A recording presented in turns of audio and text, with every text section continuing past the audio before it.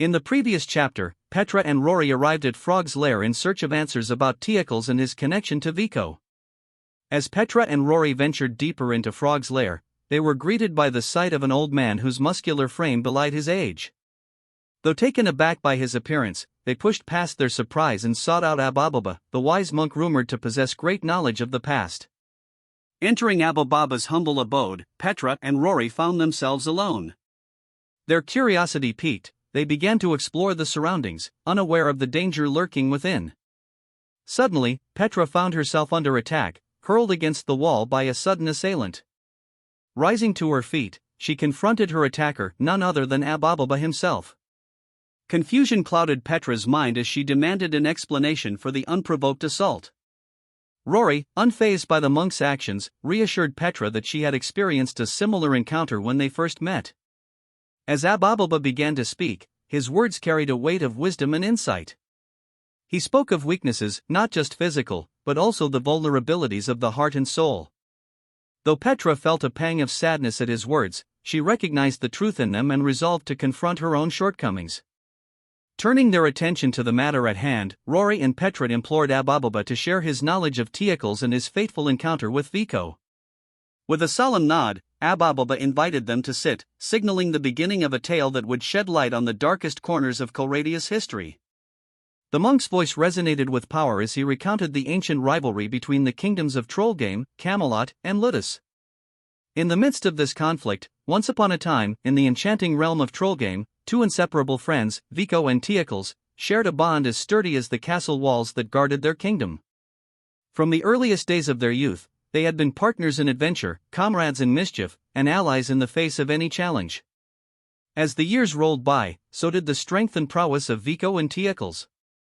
Each day brought with it new trials and triumphs, and with every passing moment, they honed their skills in combat, becoming formidable warriors in their own right.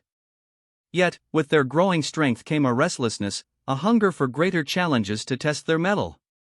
One fateful day, amidst the lush forests of Trollgame, Vico voiced his discontent. "There's no excitement left in defending our kingdom," he lamented, his voice tinged with boredom. "No worthy opponents to spar with."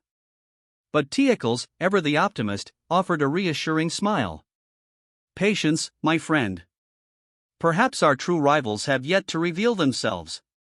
We must remain vigilant." However, Vico's impatience got the best of him, and he proposed a friendly bout between them to alleviate his boredom. Initially taken aback by the suggestion, Teocles eventually agreed, and they engaged in a spirited duel, their blades clashing like thunder echoing through the valley.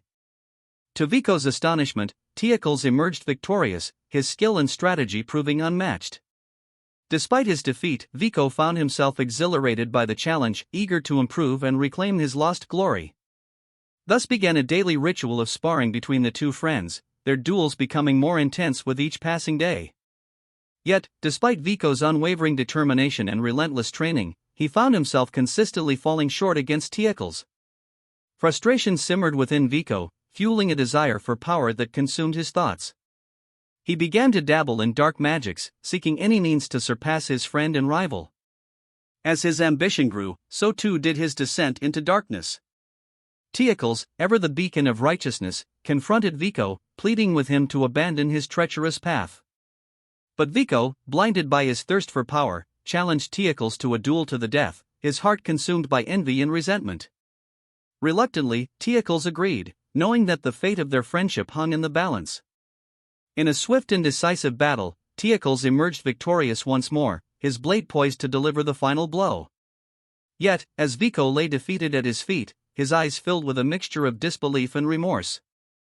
"Finish me," he whispered, his voice choked with emotion. But Teocles, his heart heavy with sorrow, could not bring himself to strike down his friend.